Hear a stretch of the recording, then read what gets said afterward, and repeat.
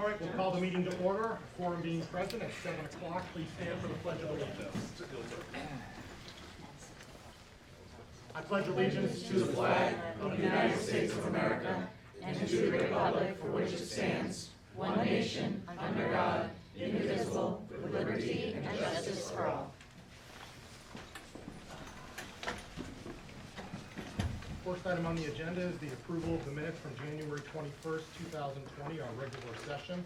I'll entertain a motion to approve. Motion's been made by Mrs. Noyes Miller. Is there a second? Seconded by Mrs. Barnacle. Discussion? Edits? All those in favor of the motion will say aye. Aye. Opposed, nay. Abstentions? We have two, Mr. Haggerty and Dr. Waters. Motion carries. All right, we'll move to the financial report. Mrs. Boyd. Okay, lots going on. So in your packet is the current financial statement, which we don't have anything new to worry about. I think we're plugging along okay within budget for this year. If no one has any discussions on or questions on this year's budget, we'll move into 21. Is that all good? Questions on the current budget? Yep. All right. Okay, so you have in your packet the document that those of you who have been here before in budget process are used to seeing the 20 or so page summary document that budget subcommittee is recommending we move into the March public hearing with. And before we vote on that, I'd like to take a minute to go over what we've done so far. That particular budget that's in your packet is a 2.9% increase. We did want to make sure folks were aware, we had another meeting last, was it Wednesday? Wednesday last week? Yeah, I it think was so. Wednesday. Okay. So the initial budget that we presented on our full day Saturday meeting in January was actually a 3.6% increase. That assessment was up 3.8%, and the range, because you know, depending on minimum contributions, enrollment, and all of that good stuff, the range of assessments for operations went from a decrease of 1.6%, that would have been for Brimfield, to an increase of 5.6% for Sturbridge. I think it was 5.2% for Wales. When we plugged in all the figures that we usually do when we get the governor's numbers on Chapter 70 and local aid, I do my calculations on what new tax availability there is with the 2.5%. It was very apparent immediately that 2 out of 5 of our towns, we were asking for more than all of their new money. In one case, double all of their new money.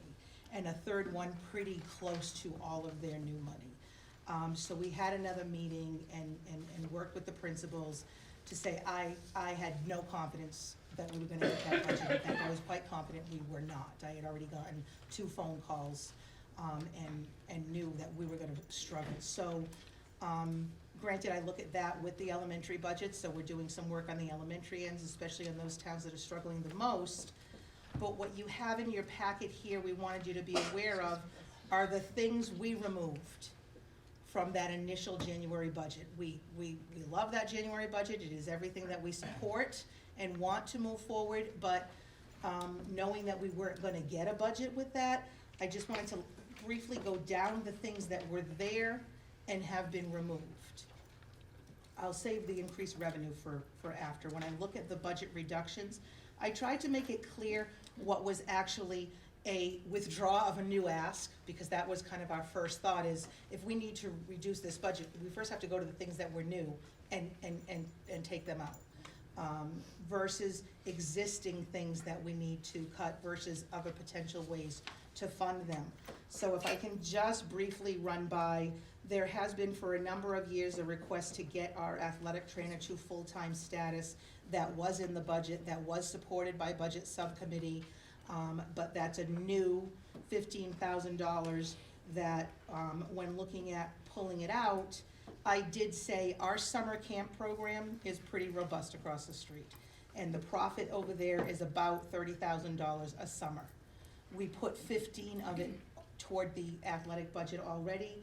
So my suggestion is, let's put the other 15, there's a reserve there, so I think it's something that's sustainable.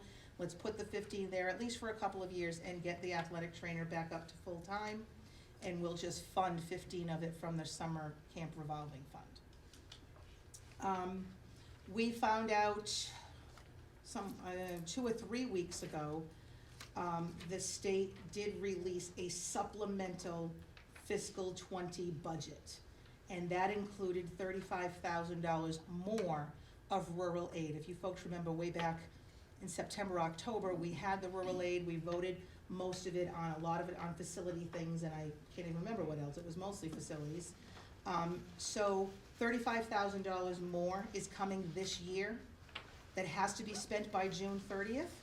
So my suggestion was 2 items that were in next year's budget that we can take care of this year.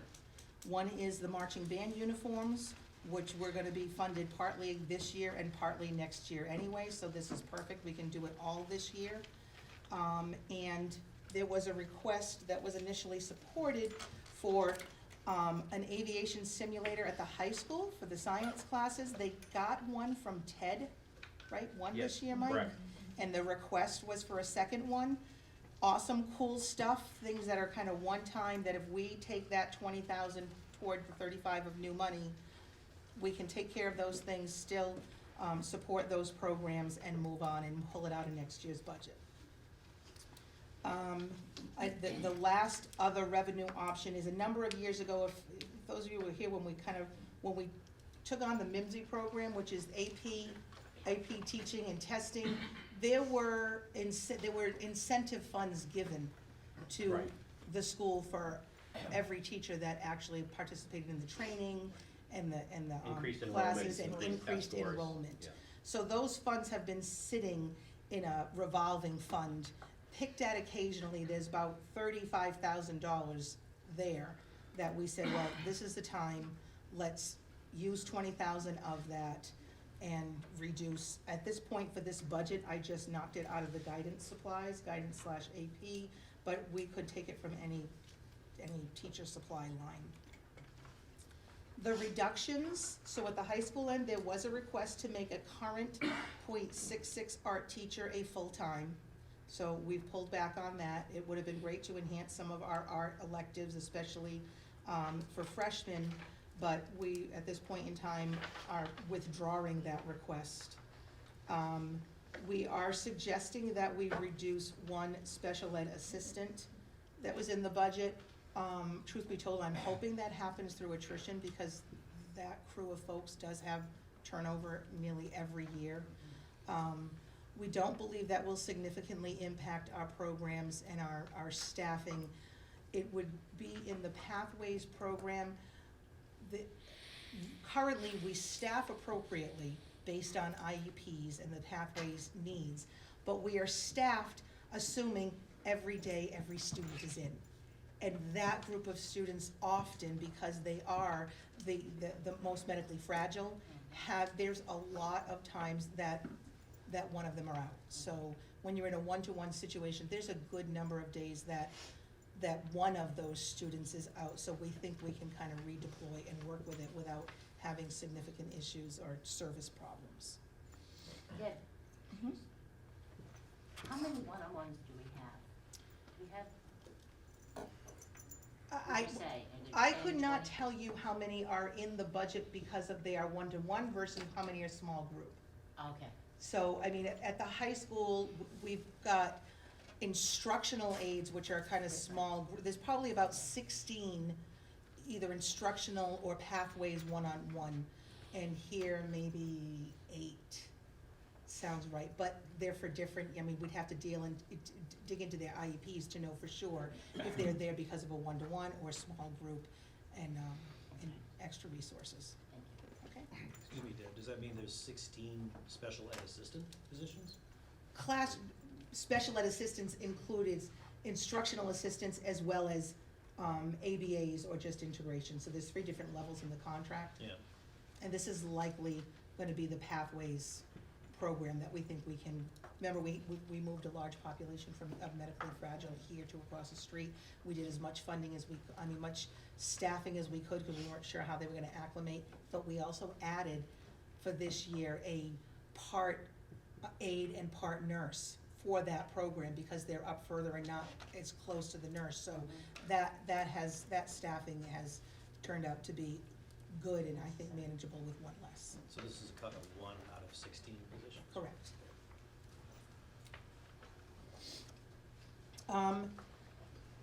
The freshman girls basketball has not run 2 years, yes, Mike, this year and last year? We Correct. did not run simply because of counts. We Correct. just did not have enough come Not out, enough so, kids since we didn't run it for the past 2 years and therefore didn't spend the money on the stipend, we say, let's plan on not running it next year. The .5 teacher is to be determined. We have 3 retirements. We're looking at, especially in foreign language and Englishes, because we have a number of teachers that have multiple certifications and are teaching foreign language and/or English electives.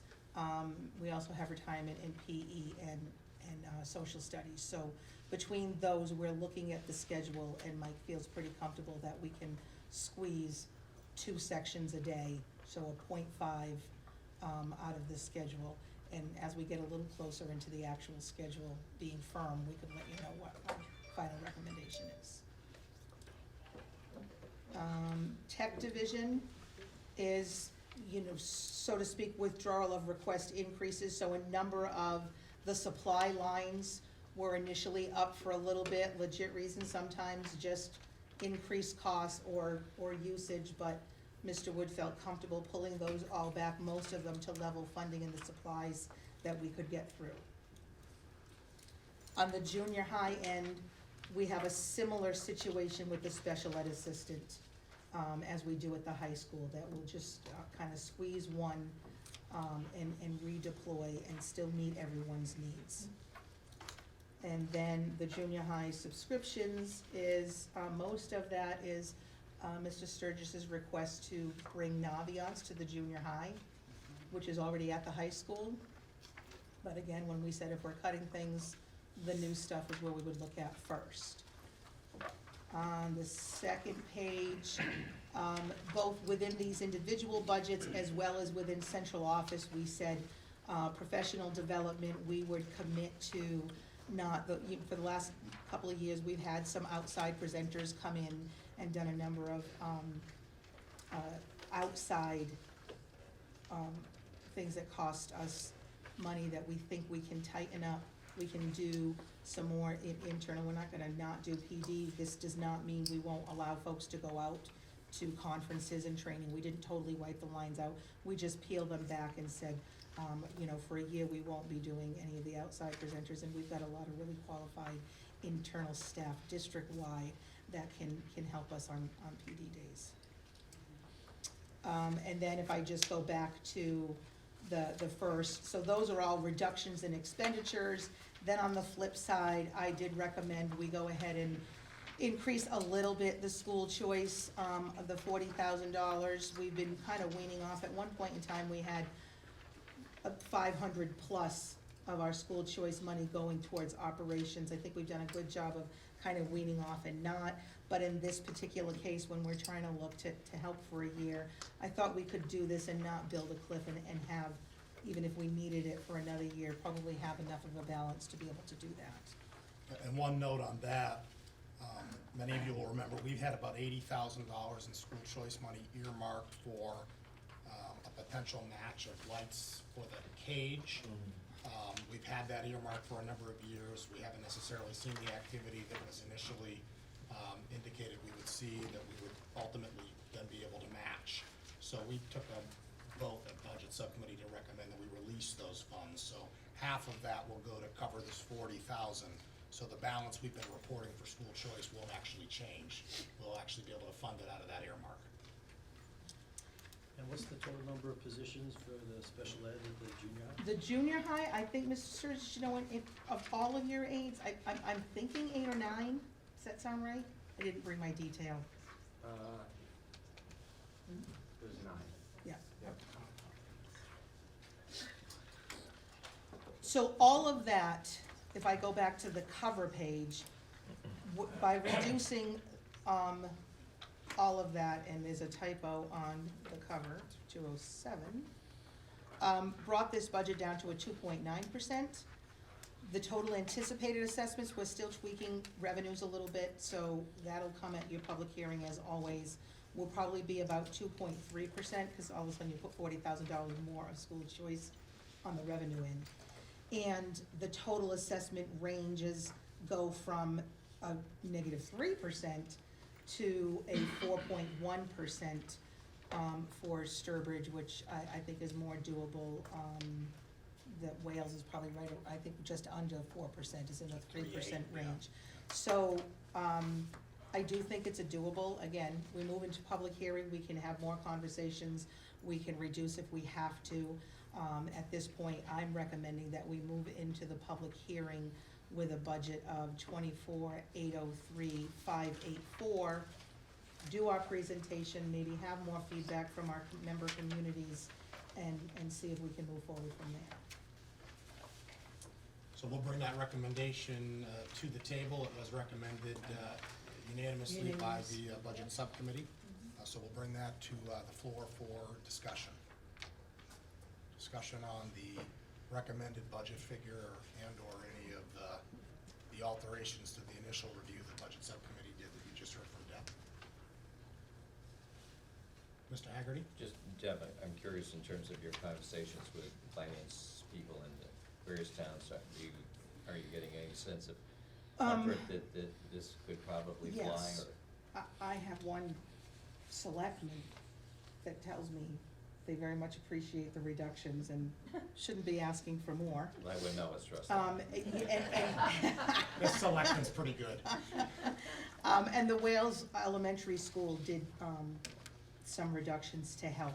They're still definitely struggling, and have other issues that they'll have to deal with.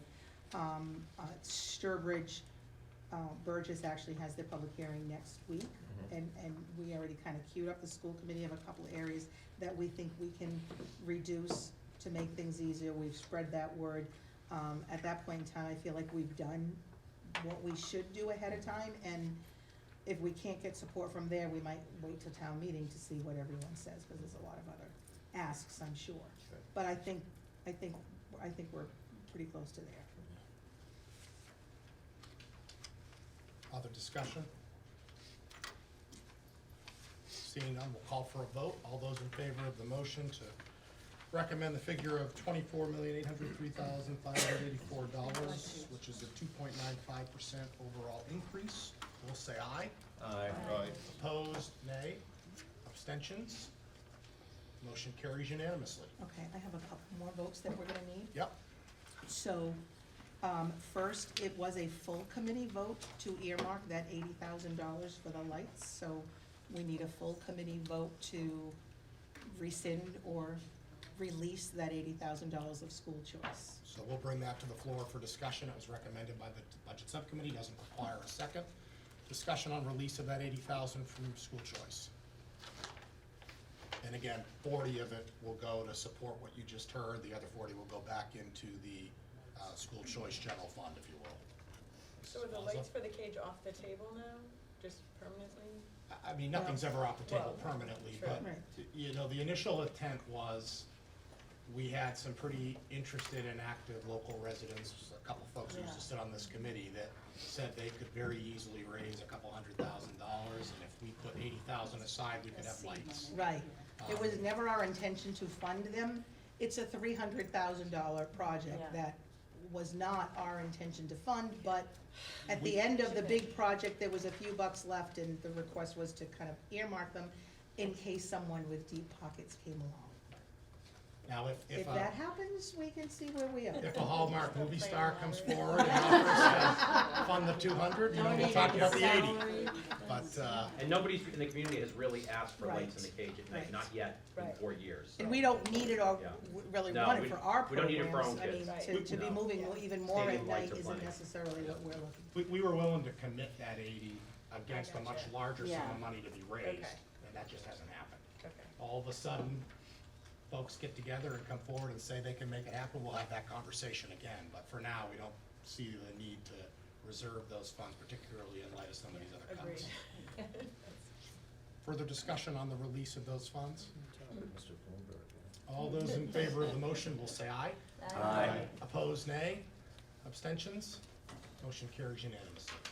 Okay, and another vote, because I did refer to the rural aid, so while we're getting 135, I would like a vote of support for the two items that we put in here to spend from the current rural aid money, which is 15,000 for the marching band uniforms and 5,000 for the aviation simulator. So that's a total of 20,000 recommended by Budget Subcommittee. We'll bring that to the floor. Discussion. Seeing none, all those in, oh, I'd Dr. like to Waters? just find out, what have these funds been used for in the past? Well, this is the first year we had, and we had about 160,000 that we presented in September or October. A lot of it facilities, did we get a new, Technology. I think we got a new card of Google Chromebooks, Mr. Sturgis? we did, yeah. Yes, for this building. Some of them. We HVAC. took care of some facilities issues, some and we HVAC did doors. the turf Yeah. fluff off.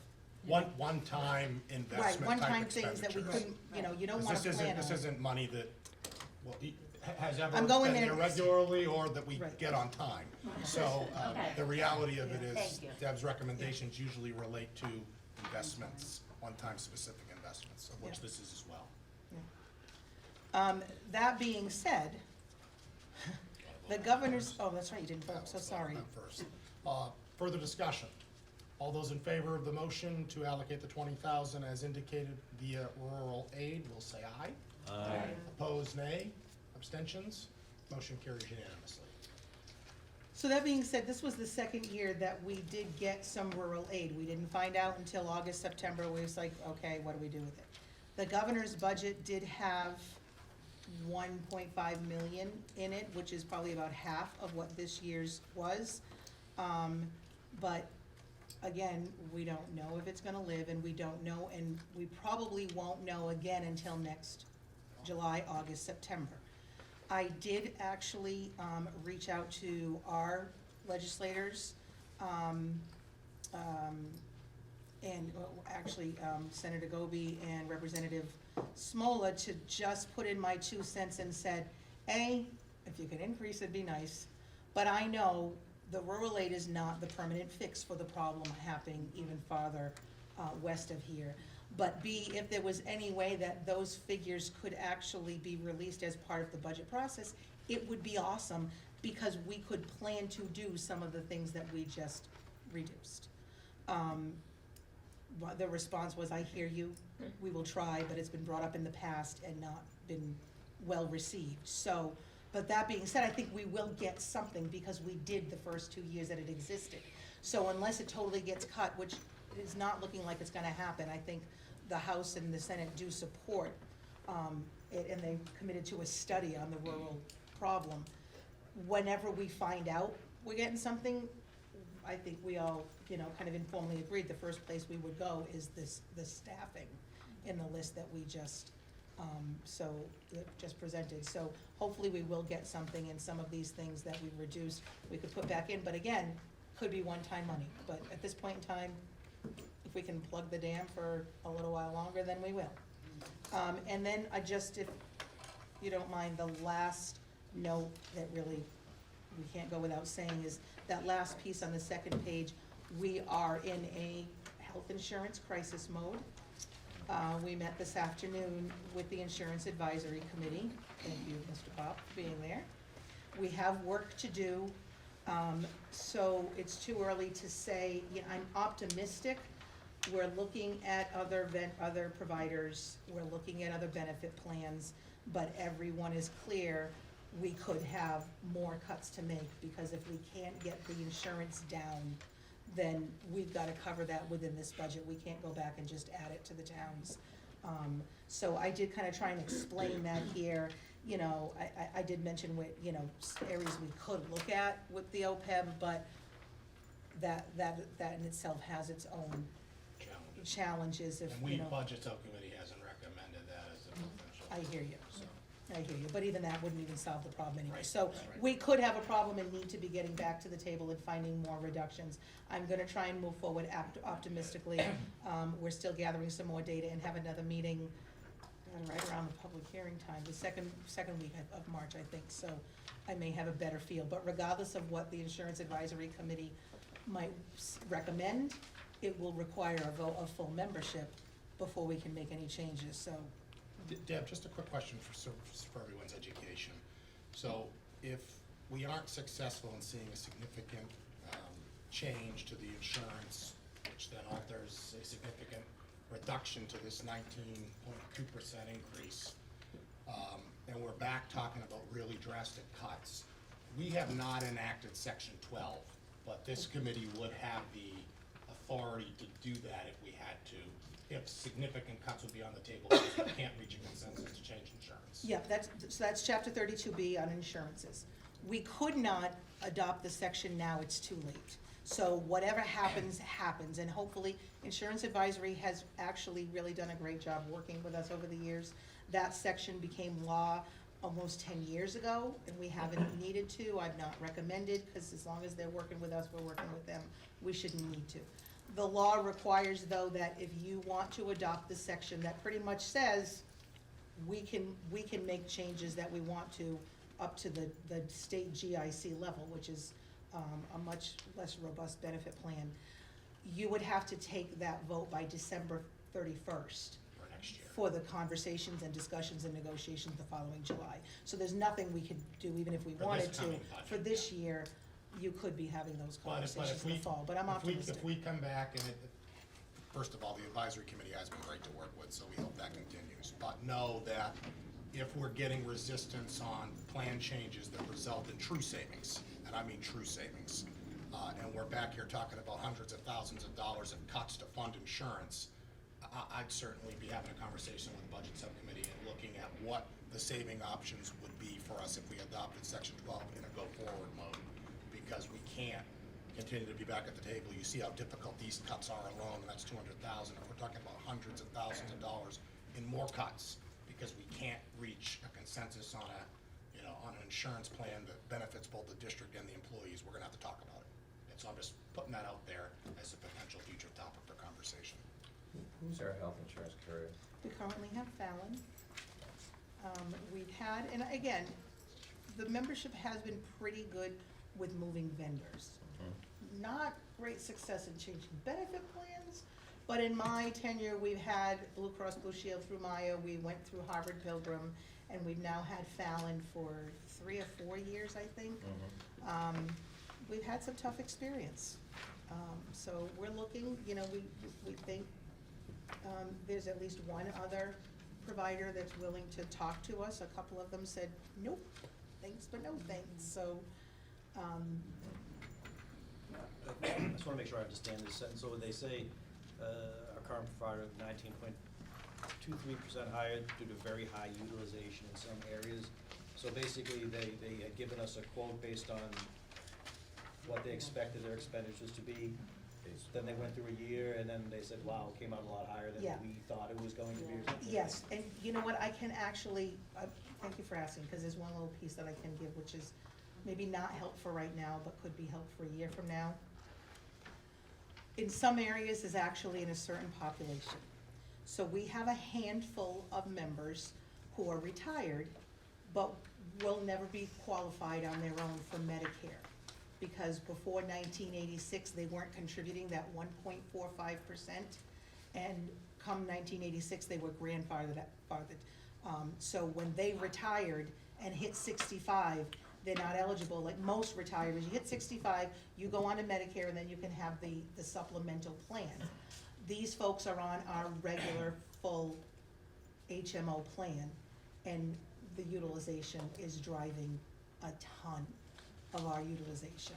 So, however, we did find with the help of our consultants and some insurance advisors that there is actually a way, Sturbridge did this last year, and I wasn't aware until I talked to Barbara, so I feel good. There is actually a way to move this population to Medicare and us pay the Medicare premium. And the cost to doing that because we know we have some heavy hitters, will reap the benefits in the premiums. Right now, we'd be convincing private providers, oh, we're going to do this, so please cut us a break. I'm not sure how successful we're gonna be on that. But a year from now, once we've done that move, the cost to moving them is probably about $20,000 to the district, the net cost. But it will be worth the move, so I'm working on that.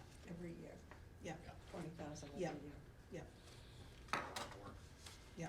But if I could move 20,000 and save Right. 150 to Yeah. 200,000, Absolutely. I'm on it. Yes. So Article? we're working on that. Will, Fallon's new proposed partnership deal with UMass make, any difference or have any implications or? A, it's probably too early to know. B, I don't think there's much Fallon can do for us right now. They've probably eaten our Okay. experience for a couple of years, and I'm sure their actuarials are like, we're not taking this meeting every year, we can't afford to. Oh, okay. Because again, the other providers that we've gone to are looking at the same experience, and two of them are like, no way. And, one is talking to us, so, but they're not gonna have a dramatic decrease. It's Yeah. really gonna be around whether we can get some benefit changes, so we'll look at that. Further discussion or questions rather on insurance? More Dr. Waters? curiosity question, for insurance, do you know, is it across the board, the amount that each person is responsible for is a deductible? Is it the same for all Well, of we our currently don't employees? have any deductibles, You which is have one no thing. deductible? we're looking Oh, at. that's- Correct. Correct. I need a job. So that is one of the areas That's we'll what's be on the- looking at. that's When what's we on the say table. benefit plans, it's a pretty Cadillac plan, and I think our membership for the most part knows that. So there are no deductibles, co-pays are pretty small. So we've got that's really what we have to look at. Aside from working on that utilization shift, it's really about looking at the benefit plan, so. Yep, Thank you. yep. All right, we'll move to staff reports. Mr. Sturgis, I know you have an item for our consideration, so I'll let you report out first, and then we'll, Mr. Lucas does too. That's all right, Greg can go first, yeah, I Lucas apologize. was I smart, he missed didn't the put it in packet. here, so. My bad, I missed the packet. I'll go first. So just the, an old piano that's been in the building for a long time, it's been out of circulation for, according to Lucy, at least between 5 to 10 years. It's so broken that it would cost far more to fix it than it would to just buy a new one, and there's no interest in buying a new one, it doesn't get used anyways, but we are requesting that this one could be, declared obsolete to be removed. Is it an upright or a grand piano? It's an upright.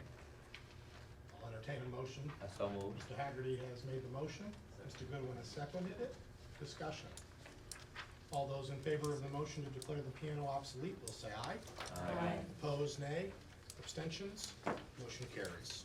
Thank you, 2.5 minutes left. All right, so just, I passed this around before the meeting, it's an invite from, many of you are familiar with Mrs. Willard, our art teacher, and Mr. Green, our science teacher, are chairing, are running this, open classroom project. I know it's been done in the past, we did not do it last year, so in my tenure here, I've not seen it yet, but, there is a lot of planning going into this, and I know we've changed it after meeting with, Carol and, Jesse Green around the layout and structure of it. I'm not sure 100% was done in the past, but this year we're gonna have it open on a half day to all parents to come in. We're gonna have it so you can follow your student schedule for the 23-minute blocks at a time. We're gonna start it a little later than 7:30, so 7:45 to eliminate the bus chaos out front, and end a half hour early so that we eliminate the chaos of the buses at the end of the day as well.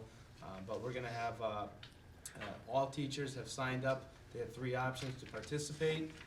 By putting on either some sort of activity, lab activity, some kind of showcase of a project in class. They have the ability to participate by just simply allowing parents to come into the classroom, observe the class that they're doing, and kind of give a showcase of what a normal day looks like. And some teachers had the option to opt out and not participate, which thankfully, as I would have expected, very minimal staff. I think the only people who opted out are have either a PD to having a day out of the building schedule, so not to have parents come into a substitute in the classroom. But a lot of the activities on the docket seem to be pretty exciting. We did invite the district attorney's office to come do their hidden in plain sight presentation for any parents interested. We had them out at parent-teacher conferences, and we didn't get a ton of parents stopping by, so we thought we'd try again, because the things that they provide, the display they put out is pretty awesome for any parents who may be having this kind of issue at home, or may not be aware that they have that issue at home. So there's a lot going on that day, and I think it's gonna be, as I said to the staff when we introduced it, I just hope, judging by how many people showed up to our honors award breakfast last week, I can't imagine how many people are going to show up to this, but I'm hoping it's a good showcase of what we do on a daily basis, and the offerings that we have in our building for our kids each and every day. So you're all invited to join us for the whole event. Show up, stop in for a short time, whatever you so choose if you're able to. So I look forward to seeing, and I know they've done it in the past, I look forward to see what it looks like in action. And I see all the planning that's going into it. That's one thing. I did mention the honors breakfast. We had 7th grade, the honors banquet breakfast. We recognized students who received regular honors or high honors in either the first or second quarter of the year, and we indicated by kid if it was whether they got in both quarters, and which level of honors they received. And we had expected around 180 to 200 people, and we surpassed 300 easily, and that's just by how many people we served food to. So there's plenty of people who didn't take food and came, and so it was a nice morning. We have our 8th grade one coming up on this Friday. And then the last thing I wanted to mention is the Project 351 students. Their plan for their project this year is most likely going to be a clothing drive. They have not committed officially yet. However, I wanted to just mention this committee. It's going to be the week of March 23rd. We do have a meeting before then, but there's going to be messages and information going out to parents and families as soon as the kids commit. They have received some nice recognition this year. We didn't get as much last year.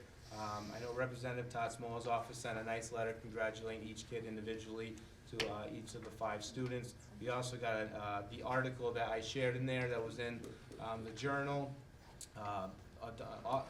Donnie Berthium's office actually sent a laminated copy of that to each of the 5 students with a nice little note congratulating the kids. So they got some positive recognition from some of our people outside, and it's been great to see. 5 kids who definitely deserve the recognition, and I will have more information. It'll go out to families and parents of our school, and as well as share with you guys as well when the actual project that the kids have planned is being rolled out. I've got 2 bags of clothes in my trunk. I'll put them in your office. What size do they fit me? Mike. Wash them first. They've been washed. Mr. Wood. Alrighty. So in the report, just a couple of things. The Worcester's Best Chef, which is kind of cool.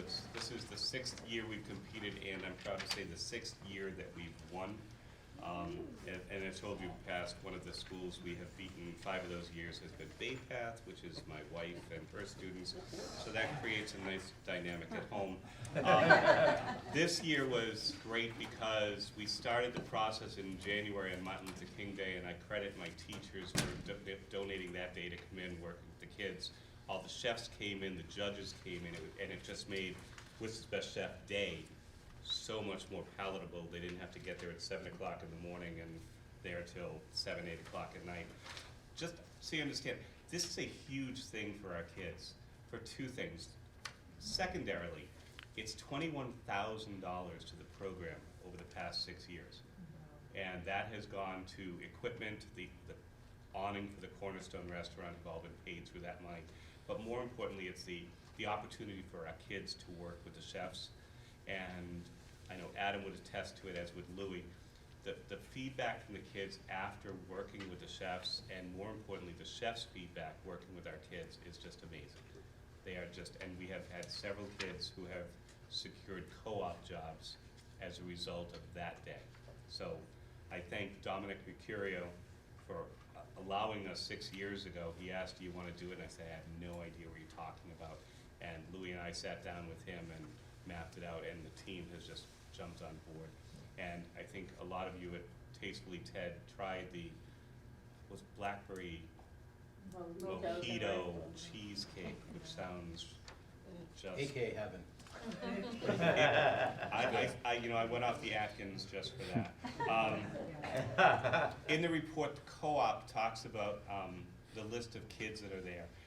Mr. Lamoth is doing a phenomenal job. The co-op opportunity for our kids is amazing.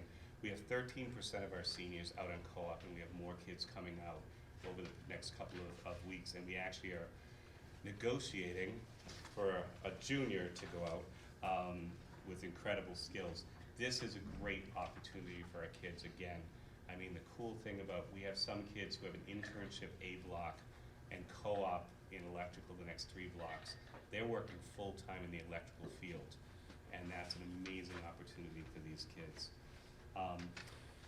Just upcoming, I worked with Mrs. Carrier today, and she is our Skills USA advisor. She's doing a phenomenal job. We have a total of 87 students going to Skills USA districts on March 11th. That is up by 20 kids. And she has done, a lot of times seniors by this time are totally in senioritis mode, and they're like, yeah, I don't want to do it.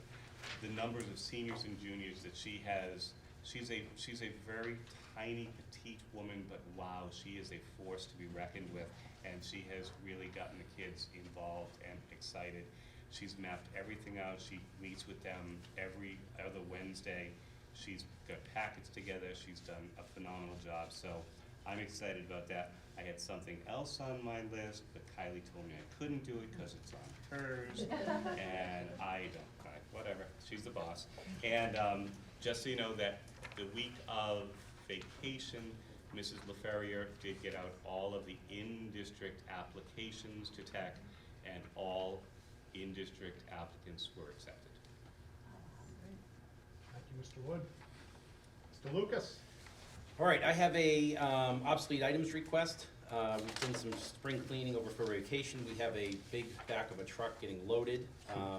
The paint is gonna be separate on the list by a special company that has to get rid of that according to environmental laws and stuff.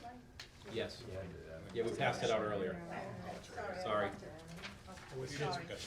It's the same one I showed you this morning. I didn't change it. All the rest of the stuff we would be able to toss out. It's unusable, antiquated, not safe.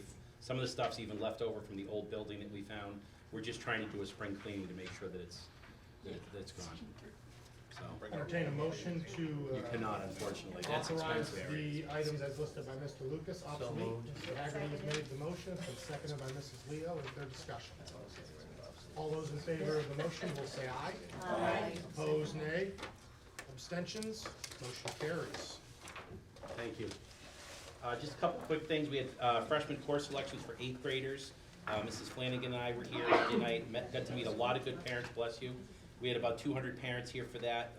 Spent a lot of time after answering questions about transition to high school. It was great. We have our free SAT prep course for our juniors coming off the ground now, which will start next week after school with Mr. Steenson and Ms. Grosfeld that we've offered for years for ELA and math. We had a neat experience. 2 seniors got interviews with Princeton. We had a Princeton alum come and wanted to interview them in school so they could see their environment. We gave them the $2 tour. It was a really neat experience. He was very impressed by what we're doing here with our programs in the school and all the different programs that we offered kids. So that was a really neat experience for them also. We have 2 very unique achievements in athletics. We have a diver, Jonah Green, who finished 5th in this entire state in diving, and Kyle Boone finished 8th in the entire state in shot put. Both very unusual for us to place top 10 kids in those categories. Incredible achievement for both of those kids. I just want to make sure you guys were aware of it. It was on Twitter, but I want to make sure you're aware of it. And then show choir made it back safely from Ohio. I don't know if Mrs. Boyd wants to fill us in on anything with show choir. Awesome trip. Great trip. It was, they placed 3rd. It was their first time out in Midwest where show choir is something else. It was great. And you also got a nice note. We did, the first, just the first night, they stayed in 3 separate hotels, but right after the first night, we got an email from the hotel saying that they just thought our kids were the best and the best, group of students they'd ever had. So right off the bat, I was doing room checks and kids were awesome. I saw a handful of notes that kids had left for housekeeping as they were checking out. So, and they weren't told to do that, so it was good. The competition went well, and then they spent Sunday at the Rock and Roll Hall of Fame, which you can't do better than that. Put a bunch of music kids in, and they had a blast, yeah. kids had a great time. Great. That's all I have. Thank you, Mr. Lucas. Questions for our principals? All right, seeing none, we will move to committee reports. Ms. Kranz, we'll let you go first. All right. On January 12th, we had 31 students participate in Unified Bocce at Manitowoc High School. We had 3 teams that competed, and the rest of the students were fans in the stands, just encouraging everybody playing. We had an amazing time like always. It's always our favorite event. In January, we also did 2 full board leadership training activities. One focused on starting your day off with like a positive start, accomplishing something simple like making your bed, and then just starting off with a positive note, so at least one thing went really well that day.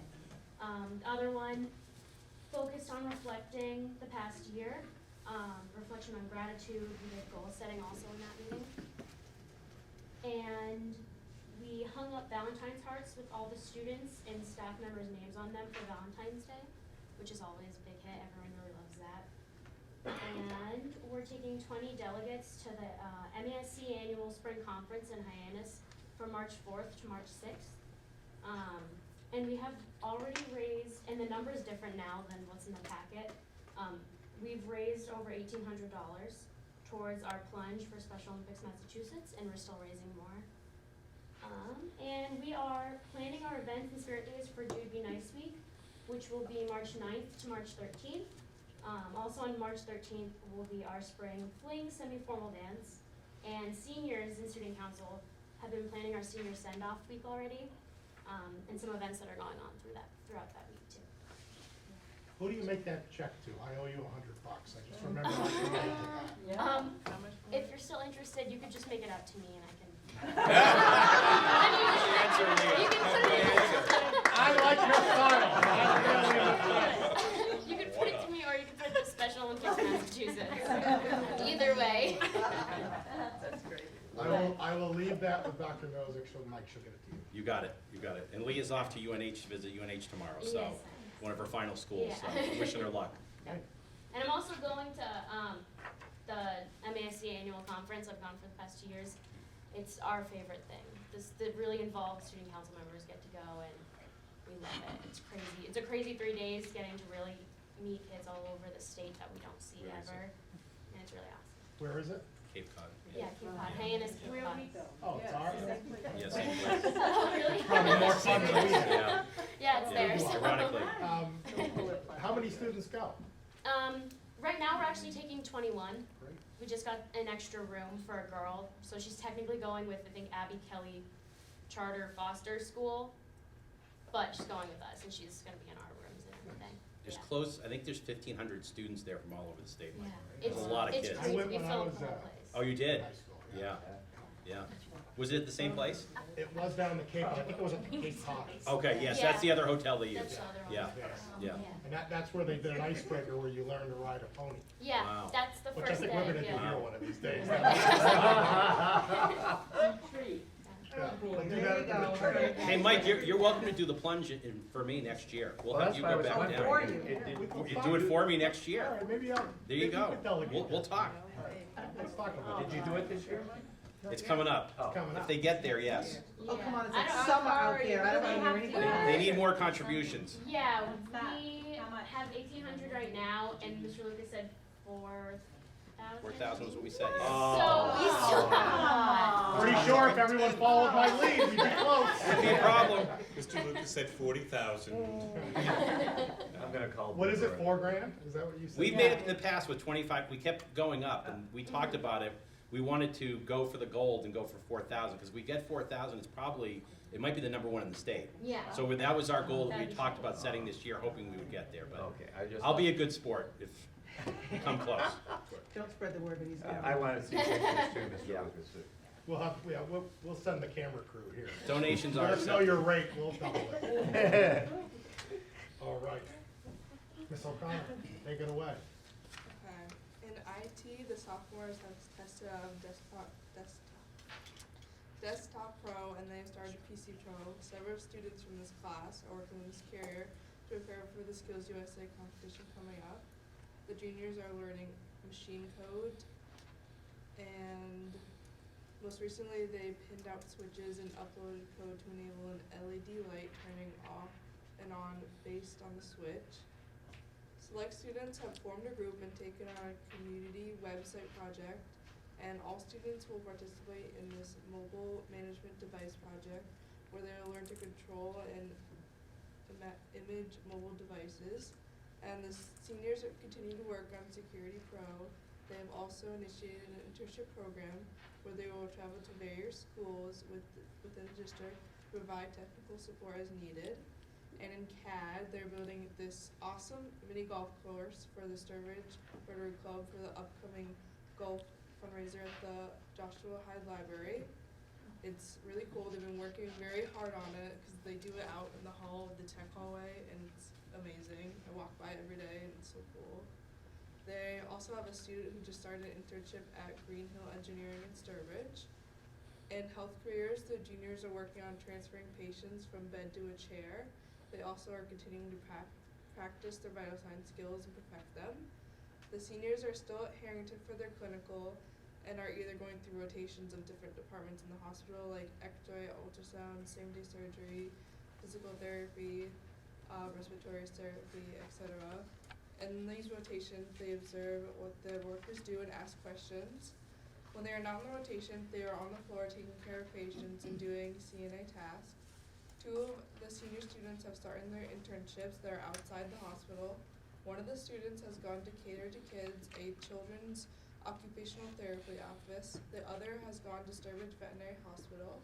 They are there from B to D block, Monday, Wednesday, Friday, and more students will have their internships and join them. In electrical, the seniors have been working a lot recently at the Sturbridge Police Barracks. They put outlet boxes and switch boxes, and they just put some pipe up for future pans. They have also been doing some data wiring at the high school, and at the Brookfield Elementary they did data and fiber optic wiring. They continue to have 4 of their senior students out on co-op as electrical apprentices. Great updates. Questions for our student representatives? I did just want to add to Mike's report, and the students didn't mention that we had the first girl student in the history of Tantasqua get 1,000 points. It's a big score, Yes. 1,000 points in Yes. basketball. That's right. Lydia Boland, That's so. right. That's amazing. So Lydia great. Boland, yeah. Yeah, I was For there. her, for It the was school crazy. and the program, so. We should send her a letter from the school Yes. committee congratulating her on that. Pretty amazing. Yeah, it's great. Just That'd be when nice. And we we're talk about working on a nice snow. banner for the gym too that we're gonna We'll order, send a so letter from us as well. it'd be great. Could we do all 3 of those kids? Absolutely. That'd be great, that'd be awesome. And girls basketball plays tomorrow night at East Longmeadow at 7 p.m. Boys basketball's in the playoffs Friday night at Quabbin at 7:30 p.m. So they're both 5 seeds. Like, what happened with the proposal for the All-State tournaments, the DMIA? There's gonna be a vote, I think it's on the 28th of February, and then it'll go to the annual board meeting, which I'll be attending, not the board meeting, I'm sorry, where the whole state, the principals and ADs go vote. I think it's gonna happen, that it's gonna go statewide tournaments, which I am very for, because there've been a lot of issues with Western Mass schools, once they get to the state semifinals and finals, playing schools from Eastern Mass. They're twice as big as them, even though they're both Division II. This would level it more across the state and across the state and make it fair, I believe, much more for Western Mass and Central Mass schools. So we are very pro for it. So I think it's gonna go through. I'm glad I asked that I hope it does. When will we know that? We should know by, I believe, April. Does that sound right, Dr. Nozick? Right? I think it's gonna happen. I think it's gonna happen too. It is the model bill that most other states use, is a statewide tournament, so. It may mean you have to get in your vehicle and go to play Falmouth or somebody, but you're playing at least a school with similar enrollment and similar size, and I think that's really important. If you want a true state champion, you can't go play somebody that's twice your size. Right. That's just not fair. And that's had happened a lot previously in a lot of other sports, so, Yeah. so we'll see. Thank you, Laura. Same amount of teams making the playoffs? Whether Yeah, they still do that? 50% if you have a winning record, Winning record. or 500, you still get to go. It should not limit access for schools to make playoffs. Okay. In some instances, it might even increase it, but that should stay about the same across the board for sports, so. Great, good update. Any other questions for our student reps? Student reps, questions for us? What do you think of Mrs. Boyd's budget? I got a little lost.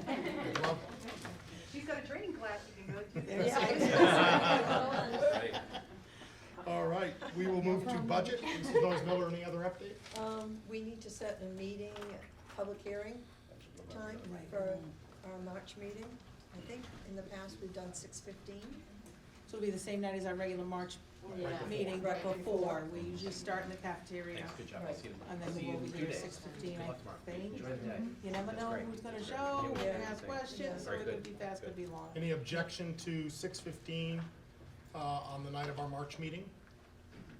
And I'll declare by unanimous consent that the public hearing will be 6:15 in March. Great. And can I'd like to add one thing, because I think we'd be remiss if we don't mention, we didn't mention during our presentation, as much as we said everything that was a new ask, we pulled back. There's one new ask, Mr. Lucas. Yep. What's that? Heads up. There's one new ask that we did not pull back, and I just think in fairness for the full committee to know that the budget did ask for, and we still have in here, a bridge program coordinator, kind of an instructional assistant level person to coordinate the bridge program, which, Mike, if you would take a minute to talk about the Sure. bridge program is Sure. something we really support going forward. So it's something we got off the ground this year as a need we saw in other schools our size, and we kind of came a little bit late to the table for school our size, but it's put out there by Bright. It's a program that's across the state now, and it's growing, and across the country it's been on news specials and stuff, but we basically work with them to borrow their program.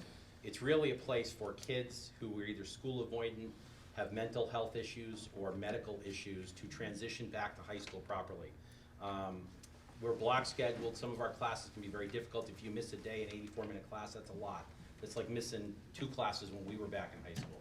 So we created the Bridge program with an instructional assistant in there part of the day. Ms. McKintry is an English teacher. She's in there 1 block a day. We have an instructional assistant who specializes in math, and we have a guidance counselor and a social worker that meet with the kids. So the kids have an opportunity for counseling every day. A lot of the kids we've had have ended up being mental health or medical, but it gives them the opportunity to come back. They can be in there all day, and teachers come down and visit them and see how they're doing, and are saying, hey, don't do this, that's not important, this is important. But we're trying to get the kids back successfully to transition to the high school as much as possible, as soon as possible. What they're finding out through research in a lot of other schools is kids that have medical or mental health issues are eventually dropping out or disconnecting or school avoidant. You'll hear school avoidant a lot now, and we're trying to prevent that and get ahead of it. The program this year has seen about 30 kids, I think, so far, and it's been very successful. The feedback, parents have to come in and agree that their child's gonna do this kind of as a transition program. Parent response after the fact has been extremely positive so far. It's working really well with our kids. We have some kids who just need a few days and then go back full-time and feel good. We have some kids who need a couple weeks, and they only go to math and history, and then we get them eventually to English, and it depends on the child and the counseling. It's right next to the nurse's office, which is great, so our medical kids have literally 20 feet to go for medical assistance if it's needed from the nurse. It's been great this year. We've kind of pieced it together out of a need that we saw, and that is coming. It's kind of a new thing in education in high schools to have this. So the idea next year would be to have 1 instructional assistant that is in there all day with the program assisting children with their learning and communicating with teachers and counselors to make sure, and parents to make sure that kid has all the supports they need to come back successfully. If I missed something, Yeah, Deborah, Aaron, if no, I missed just- something, I'm happy to. Because I plan on making, Yeah. typically my public hearing, I kind of talk about what we're adding and what we're not. Yeah. And this is really the one thing that, in fact, we'll have next month. Mike has some flyers on the Yes. program, which Yes, which we we shared did with, I give to think, the the budget subcommittee, subcommittee, right? but we didn't give to the You full gave committee. them to us on that Saturday. Yes. I did, okay. Yes, so I- we'll make sure yeah. we have them, I'll but I bring just those. wanted you all to know. Yeah, we should put those out with the other handouts. We I'm will. happy to. Yeah, we And will. I actually We'll have have data info. too, Deb, if we want, of the students we Yeah. serviced so far, not with names, obviously. Yeah, but I have a copy of I've that. got some really but good information. I just that didn't would want to throw something up next Yeah. month and the full committee say, what is this? And Mrs. Noyes Miller, the budget subcommittee approved of the concept initially and then approved it not excluding it Correct. from the proposal, so Correct. it had unanimous support. Correct. Yep. And the meeting's the 17th. not That's the our next 16th. Tuesday? Right. Okay. Tuesday, the St. 17th. March. Which is St. Tuesday, Patrick's March Day. Right. 7th. Oh, boy. Well, that's exciting. So as Deb said, though, that's really a Transition new from here to ask that Teddy we're G. asking Yeah. for, so. But Yep. we found it to be very valuable Yeah. at this point, something we don't want to leave. It's been great. Thank Great. you. Dr. Waters, you have a question on that? Subject. Yes. Yes, thank you. Yes. Do we have many students in virtual schools? from home? We have some, yes, actually, we just discussed this last week, we were talking Yes. about this. We We do. do. That is something that's become very popular, which the state is having to react now because there's a certain number of kids on it, making sure that they are actually getting educated and meeting their academic requirements. So we do have some that are doing that, We have a lot. yeah. Are That they is part of our school choice, your line, that, it says school choice on your budget. In fact, I don't think it's over encumbered the way it needs to be by next month. This year, our school choice, which is all out of district, the quote, school choice list has 34 students, which is certainly higher than we used to. Half of them are virtual. So we're about $100,000 short this year for those out-of-district assessments. Question. There are, I can't recall the name of it right now, but do we sponsor those students and make sure, or do we have a contract with a No. organization They that are provides choosing education? to Yeah, attend it's that just like if they virtual move, school. Sue, it's like if they move Okay. to Pittsfield, Mass, and That's out we there, send their we have it. transcripts, medical records, everything with them, Okay. and VHS owns them. Yeah, we get Yeah. no. Okay, Just so like transferring high why do we have schools. to evaluate them? Well, that's only if they attend there are two Massachusetts public virtual academies, Right. the Greenfield Yes. and then Tech Up, which is one that. Greenfield is one I was aware of. Yes, that's, Yeah, so Tech there Up are is two actually of the bigger those. one. If a child enrolls in those, just as Mike said, it's a mass public school, the children Right. take MCAS, they are following state standards. Right. That's, the instruction is just delivered via Yeah. an online live. platform. Sometimes families will homeschool, they will seek a different type of online curriculum that's not a public school. Those children would need to have, those families would have to apply for homeschooling and submit that as as how they are gonna homeschool, that's their curriculum. And Aaron has to approve that. All of Right. those. Right. But a Tecca or Tech Greenfield, Up, Greenfield. it's. Just like They're a mass transferring. school, so we're getting charged for Just like them to moving. attend it the same way we get charged if one of our students goes school choice to, And it's a higher rate. through than Shepherd Hill. school It's a choice. higher rate for the online, yep, and for the virtuals. Just so I have a clear understanding of a conversation I had recently, is it so that we get paid 1/3 for the cost of the education of that child, and Greenfield would get 2/3? No, From the state, we we- get nothing? We pay Greenfield, but we get a tuition charge Okay, of, I think it's 8,500 for each virtual, it's only 5,000 for school choice, so we, the charge to us comes, when we get our state payment, it's already out. they take it out, Yeah, exactly, Less and that send amount. that money, so to speak, they send that, just like I get money from school choice. right. They get money from the state, but it's been deducted from our state money, yeah. So when they take the MCAS, Mhm. do they take it in this district? No, No. They have to no, go they there. go Right. to another Yeah. district It- or yeah. the It's online. their Yes, they're a online too. Massachusetts It's school. just like if they moved, if they Yep. moved to Western Mass, we Yep. send Okay. everything with them. All right, All their good. records, all the way through Yep. 8th grade, we send everything with them. Yep. Okay, thank you. They're sassy, good. We'll move to technical subcommittee, Dr. Waters?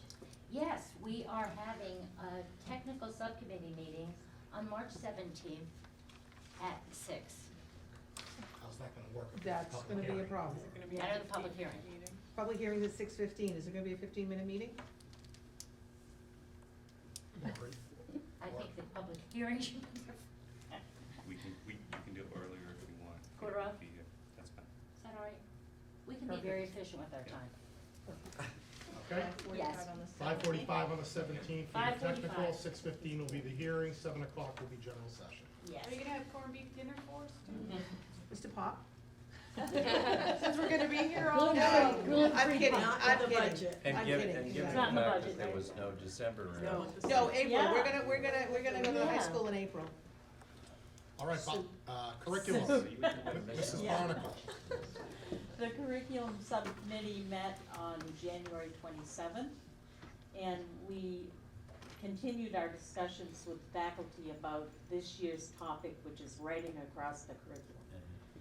And I just want to say here at the beginning, the faculty has been wonderful during all of this.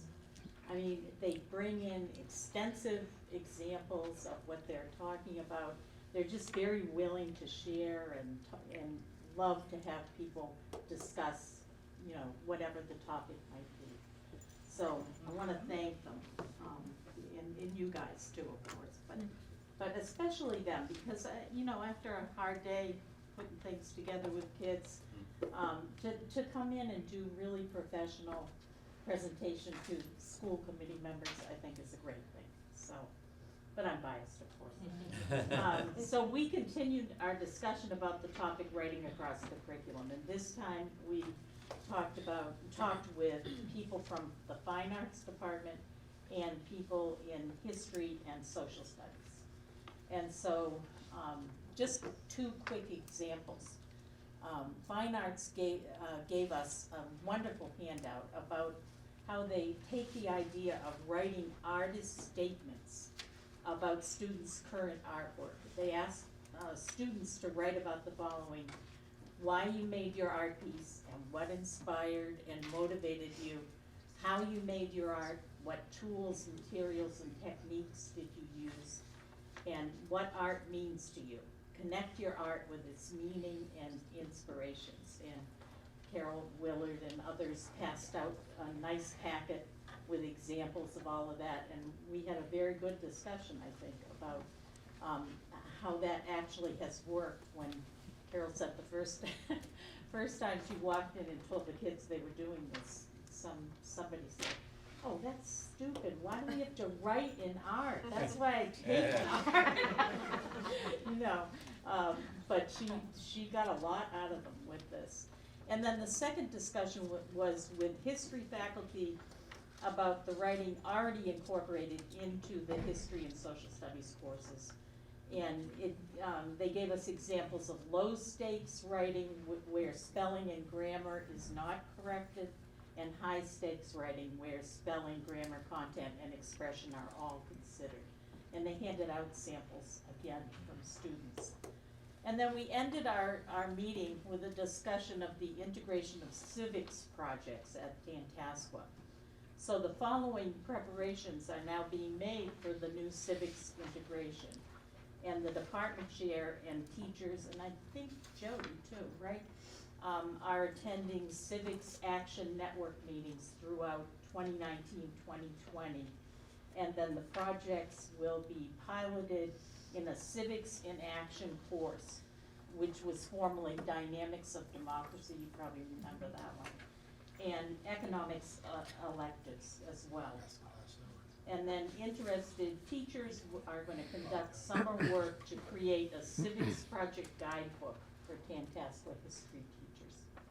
So it's been an interesting year, I think, hearing from all these people. Next meeting will be held on March 16th, not 17th, and at 6 p.m. here. And the topic will be math and writing. So any of you who might be interested in how that comes together are welcome to join us. That's great. Pat, I want to thank you for your leadership around the civics topic. You provided us with great updates, and I know you've had a lot of engaging conversations, and it's been nice to see Yeah. and follow the evolution of that topic. And And Jody's done a wonderful job on That's that awesome. too. Great You know, and partnership. it's been a pleasure to work with her on it. Great work. All right, we will move to bylaw and policy. Mrs. Fitzgerald, you've got quite a. Actually, no new ones. Actually, Well, this is the meeting easy, tomorrow. because we Be did out by not meet this midnight. past month. meeting tomorrow. So of the 17 policies before you today under unfinished business, they are all here on second reading. There have been no changes to any of them since our January meeting where they were approved on first reading. So on behalf of the subcommittee recommends that the first 14 policies listed under unfinished business be taken up upon single motion, and that the full committee amend those 14 policies on second reading. And so JFBB-1 through which? Through BHC. Great. All right, that motion will be brought to the floor. It's a recommendation of the bylaw and policy subcommittee, so it doesn't require a second discussion. One quick thing on BGC. On the very first sentence, date was crossed out, and I believe that should still be in there for the sentence to be So followed. that doesn't make sense. And an effort to keep its written policies up to date. School Yes. committee will Yeah. review them on a regular basis. Yeah. Yes. And,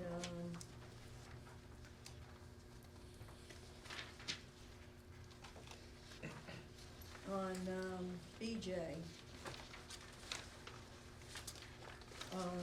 would be the second sentence, first paragraph. It should be the committee may work, committee was crossed out. And I believe that should be in there also, in order for it to read The properly. committee may work for the passage of new laws designed to Yeah. enhance. Yeah. Correct. Got it. That's it. Mrs. Fitzgerald, any objection to those two amendments? None. You'll accept them as friendly? Yes. Should have brought them up before. Is that how they were meant? Good, yeah. They just popped up. So then we have a motion before us to approve policies on second reading JFBB-1 through BHC as amended. Further discussion? Mr. Hiller? No. Oh. All those in favor of the motion will say aye. Aye. Opposed, nay. Abstentions? Motion carries unanimously. All right, and then, our final three policies, CA, CHCA-E, and CBD. GBD, thank you. The subcommittee recommends that those three. What do you got on the mind? Those three policies be taken up upon a single motion and that they be rescinded upon second reading. We'll bring that motion to the floor to rescind CA through GBD on second reading. Discussion.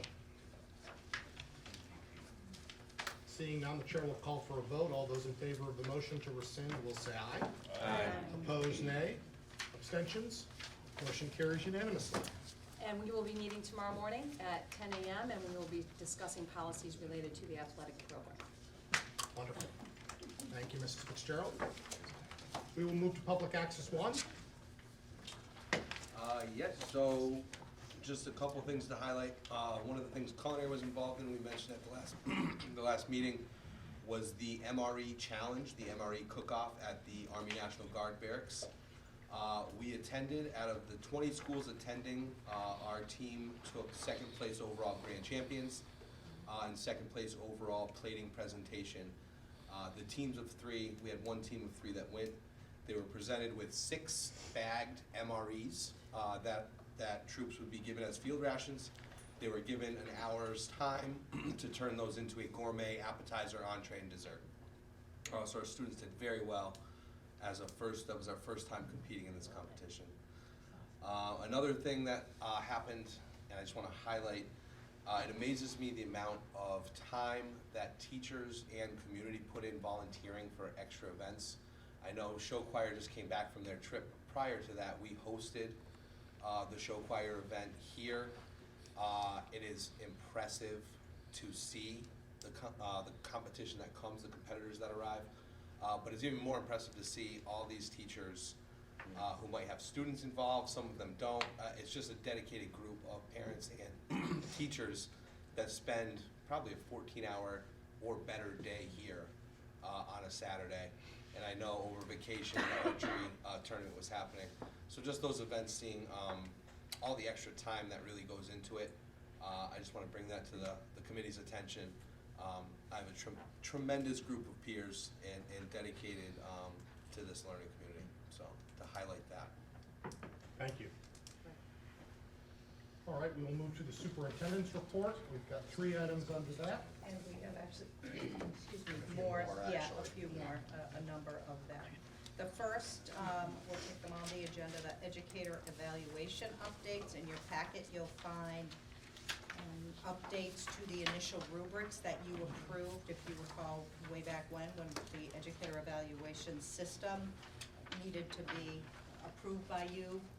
We had to either adopt, amend, or revise those. The committee supported adopting fully, as did the EdEval working group, which is made up of the 6 representation from all 6 of the teacher unions.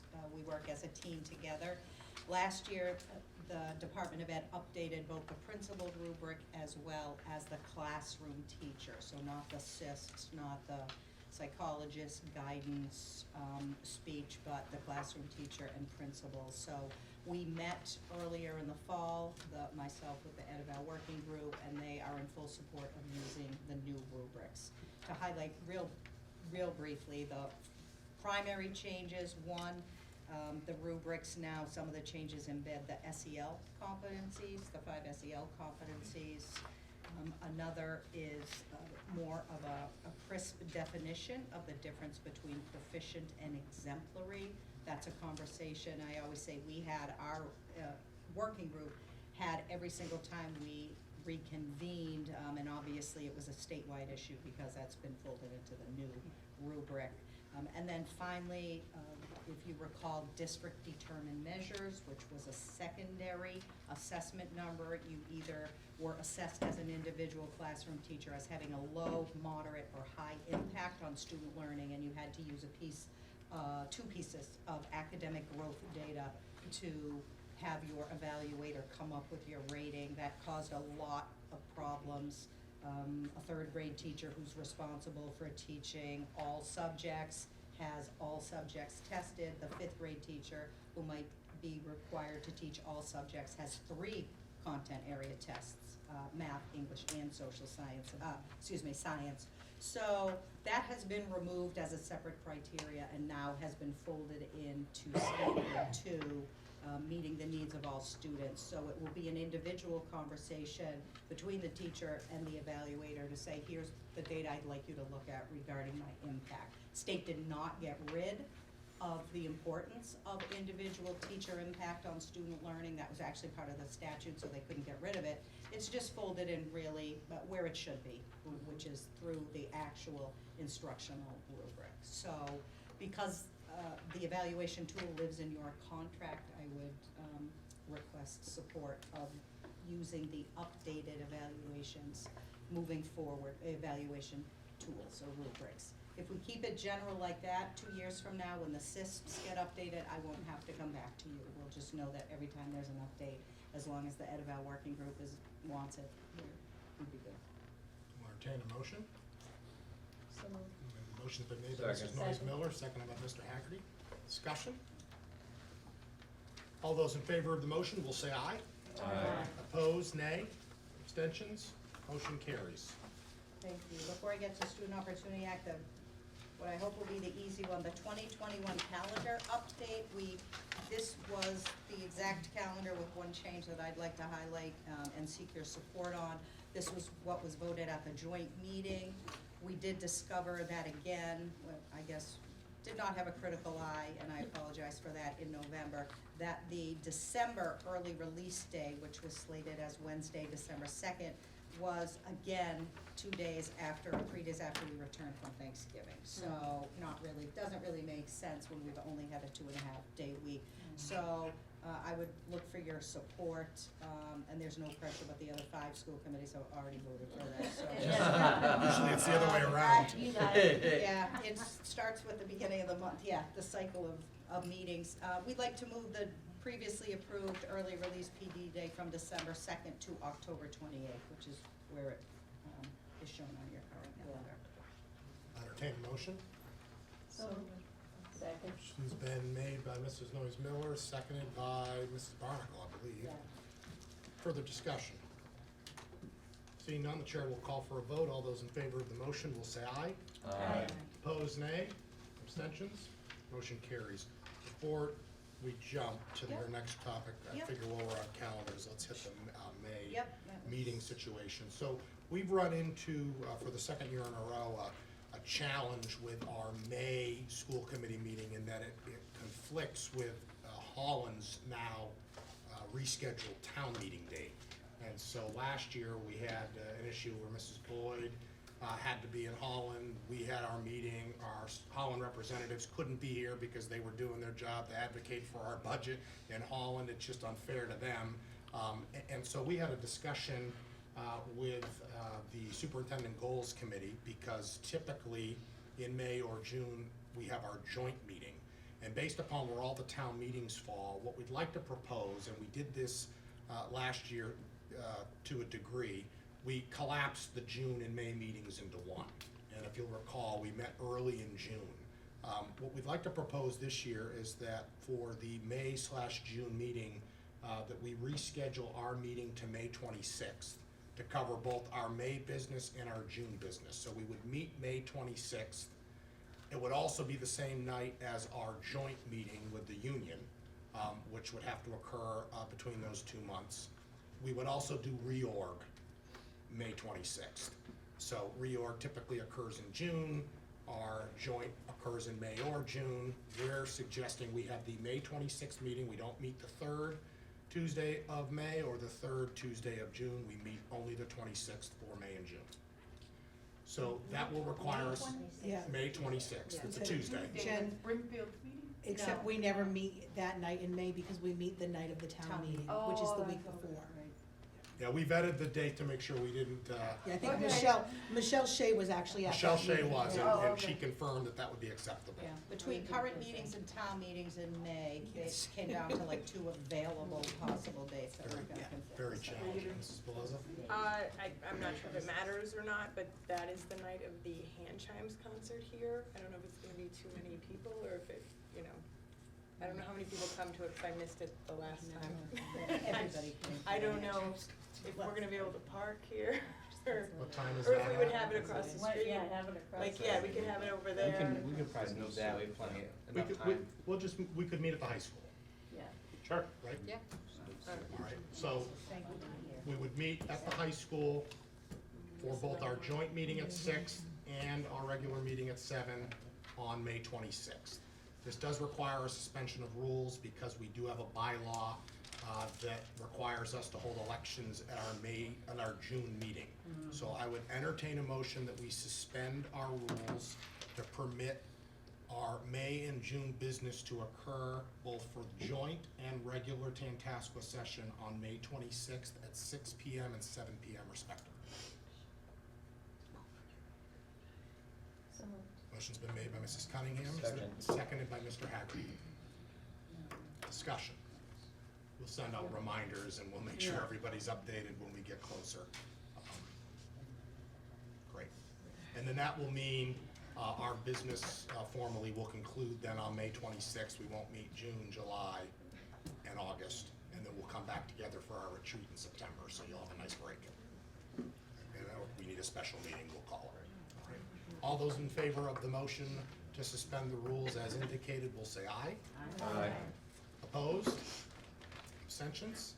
Motion carries unanimously. Thank you for that. Thank you. In March, when we do talk about the budget, we also will be requesting the numbers for school choice. We haven't made that decision yet, but I did want to give you an update regarding applications. Currently, we have 42 7th grade applications, plus 1 expected. One is a 6th grader at another school. At one of our elementary schools, they just haven't done the paperwork. So we have 42 7th graders as of today, 5 8th grade applications, 6 9th grade, and 6 10th grade. And of the 7th grade, the breakout is 8, again anticipated to be 9 from our elementary, sending 6th graders. We have 10 7th grade siblings, which we haven't really seen that many in the past, except for that one year that we got kind of caught off guard, and 24 open lottery seats. So again, we'll look at our numbers and see where we are. That's about roughly, if you recall last year, it might almost be the exact number, because I think we had recommended 40. And Sheila Up from motioned, let's 38, take, right? yeah, exactly, let's just take where we are, so I will keep you posted, but because that will be next month's issue, I did wanna make sure you had an understanding.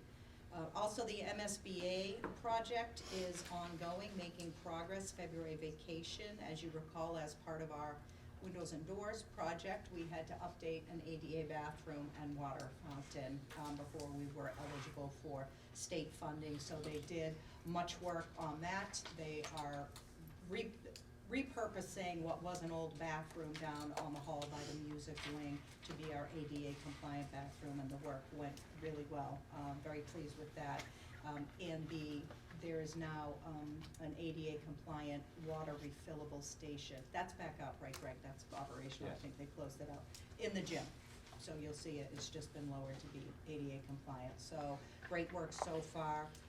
I think, I can't remember if I reported last month that we did receive information that we could, we were gonna replace the windows with that original bronze, and we've been given the option for the exact same cost to have green trim on the windows as well as the storefront entrance trim when you come in the doors, so it looks really great when Yeah. they Looks mark real it up. sharp, yeah. So, that was very good news Yeah. for the same price, so get a little upgrade, which always makes me happy for free. And then finally, the Student Opportunity Act, this is, we spoke about it last month, and I told you I'd give you an update this month. And then in March, I will need to present to you a plan that you will need to formally vote on in favor, and then I need to submit it to the Department of Ed.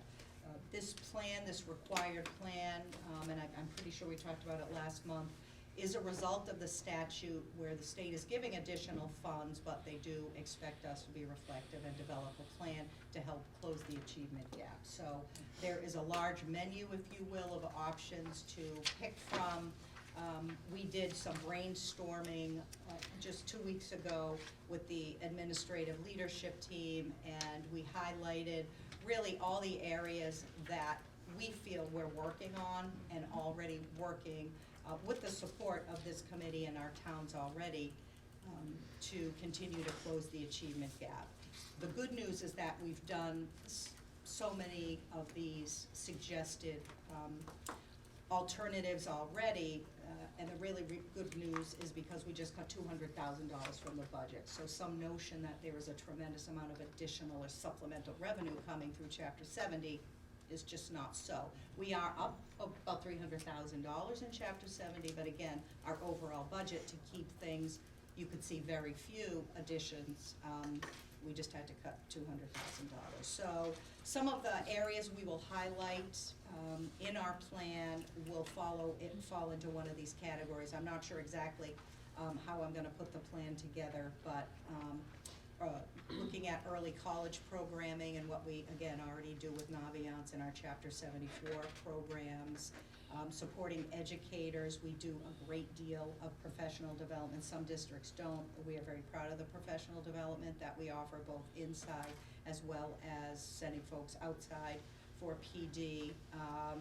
The state would like you to consider an, quote, after dark program. We just this year, after a couple of years really trying to work with QCC, did get our EMT program off the ground with Anna Maria, so doing that already. Increased personnel and services. Mike spoke to the Bridge Room. That's a great example of ways that we're helping students who might struggle, who might be coming up against that chronic absenteeism figure to be able to transition back to school.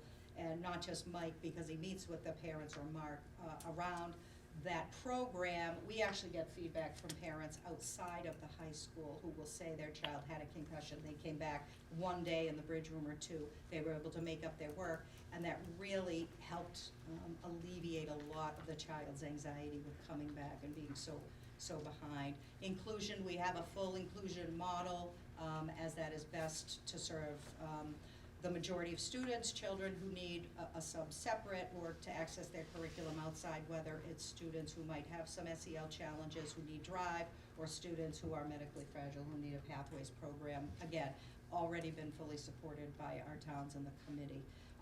We have acceleration academies, which they're encouraging us to look at, the support through the MIMSI grant of the AP program, the starting of Model UN, the continuation, as Mark highlighted, more kids in Skills USA than ever before. That's, again, another target area. Mock trial, National Honor Society, free math tutoring for summer work, as well as running the SAT boot camp, which is something this district should be very proud of. A lot of other places you have to pay to send your kid to go to a private vendor to teach you those strategies, and we offer it here, again, you all with your support.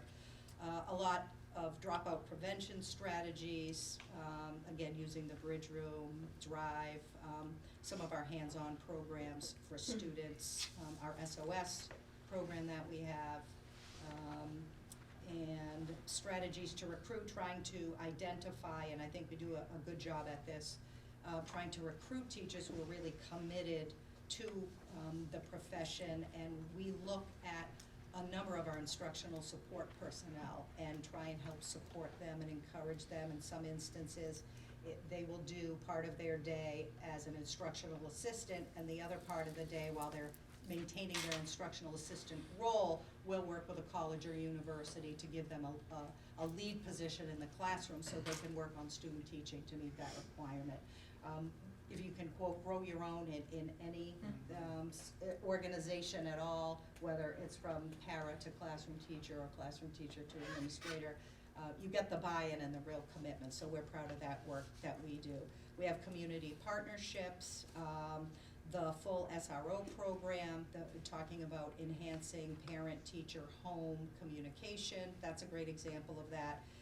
The state also wants you to look at how to enhance your labor management partnerships, all the work that the negotiation subcommittee has done. Through interest-based bargaining, just positions us very well to say we're gonna continue with that. And then our facilities improvements. Some part of our 5-year capital plan, sort of visionary or aspirational, and some sadly has to be reactionary when things just happen. So by doing the brainstorming activity, we know that we're in really great shape to continue to work to close the achievement gap. We don't take it for granted. It's work that we continue to talk about all the time on how do we help support every individual student to maximize their potential. So I'll be taking our work list, if you will, drafting it and putting it into a plan. It's a great deal of information here, and a reminder that the plan we submit only needs to be 2 pages because we did not get $1.5 million or more. If you've got $1.5 million or more, you're required to do a larger 7-page plan, but we're not even close As we would expect. to that. The town of Holland got $4,680 more of Chapter 70, slightly below the $1.5 million threshold, But still have to do the 2 pages. we still do have to do the report. So, I'll present that in March for your approval. We do have to do outreach to get, input from our constituents. Myself and Brenda Ludi and Betsy Philpott met with the, special ed PAC, the president and vice president, for a meeting that was really great, some really great strategies and ideas. We, each of the principals will go back and discuss their ideas and kind of highlight the work we do, as well as opening it up for suggestions with their school councils. And next week, we will be sending out information via Connected, more likely than not, from the schools to cue parents up to as well as staff to a survey, a brief survey we'll have on our website, and just say, what are you interested in having us focus? Again, it's kind of hard to present as if it's real money for real new programs, so it's a little discouraging, but we will comply and we will do that, and we will just highlight what we're gonna continue to do and work hard on. So I don't know if you have any Good work. questions on Questions on that. the Student Opportunity Act brainstorm session? Great overview. Okay, great. Great work. Thank you. Awesome. And I think that was it for mine. Awesome. Thank you, Dr. Nozick. Brings us to Public Access 2. We've handled unfinished business. We have no new business. Anything for open forum? I have 2 questions. One is, have we had our water tested again? I know we did a couple years ago. Is it annual? The or- town is responsible for water testing. There is a cycle that they will do, looking for certain, every 3 years they have to look for, magazine or chlorophyll. Yeah, it's over. Some things are tested annually, some are on a 2 or 3 year. And you get the report? Mm-hmm. Okay, Yep. good. Yep. The second piece I wanted to ask about is, just because of the discussion, and I'm sure all the students are aware of it and everything else, the coronavirus. Do we have a plan in place as to what, or will that be mandated by the state? It will likely come from the state. Interestingly, we received new information, and I'll be working with our nurse leader, Lisa Mooney, over the next couple of days to decide on what kind of document we would send home. It will likely truly be a cover letter with the CDC or Department of Public Health information that we just got today. Interestingly, we received information on Monday from the Mass Department of Public Health that basically said there is a very rare chance Right. that anybody is going to get this. I'm There's only involved with all that. There's only one confirmed case in the state of Massachusetts, and that the best prevention, aside from obviously speaking to families if they did travel out of the country, especially to China or a place that might have elevated numbers, is to have all good influenza protocols in place. Cover your mouth, wear a mask, wash your hands, do not send your child to school if they have a fever. So we will reiterate that, but the information we're getting from the Department of Public Health is that it should not be, something that we're elevated about, but rather prepared for as we would with a high number of influenza A or So flu when was the students. last update you received for the Today. school system? Today. During the school day? I believe it Probably. came We all probably got it. through We email. all got it. Yeah, okay. Oh, so, The all right. email Just from- asking about the timing of it all. Yeah. Circulated by Yeah. Yeah. That's right. I think my editorial is that Monday, what came out today is not different from what came out Monday, Yeah. but that there was some federal conversation about this yesterday. And I think tonight there's supposed to be more. The president spoke. Yeah, right? point. Oh, Yeah, we already spoke. about it. Vice Okay. President Appointed Pence. Oh, really? Vice Okay, President's running a okay. commission on it. Okay, Yeah, Just so I think that is what actually brought it up again 2 days after we received the initial DPH. But we do monitor kids' absences, and our nurses do a tremendous job at communicating with families, again, around. It's another great example of the bridge room working. You have a child who's sick, and we have had a good amount of flu between students Yeah, and it has been a faculty. serious year. This year, it has. But I just was wondering about your update, so you would get that from the education? Well, I Or got it directly from from Mass DPH. DPH, then the Mass School Superintendent's Association, So then those are you the guys get it from principal MASC, layers. so I get it from MASC. Okay. And it's really all those same kind of talking makes points, But yeah, it originated from the Department of Public Health. yes. Okay, thank you. You bet. All right, so at this time, we have an executive session. I'm going to move us into executive session, then we'll take a very brief recess break to allow the camera equipment to be dismantled. If folks need to run to the restroom, please do, but make it quick. We want to get back here. We have some things to discuss in executive session, then we'll get you out of here well before 9 o'clock. So at this point, I'll entertain a motion to enter into executive session under Mass General Law, Chapter 30A, subsection 4, to discuss the deployment of security personnel or devices or strategies with respect to security. So moved. Motion's been made by Mr. Haggerty, Second. seconded by Dr. Waters. This requires a roll call vote. Valenzola, yes. Rose Miller, yes. Haggerty, yes. Valcor, aye. Paleza, yes. Fitzgerald, yes? Alden, yes. Hillary, yes. Custance, yes. Waters, yes. Barnacle, yes. Cunningham, yes. All right, the motion does carry. We will adjourn from executive session, so we will not come back into open session. So at this time, I'll call for a brief, less than 5-minute recess while the camera equipment is dismantled. Please be back in here within the next 5 minutes for the executive session. Thank you.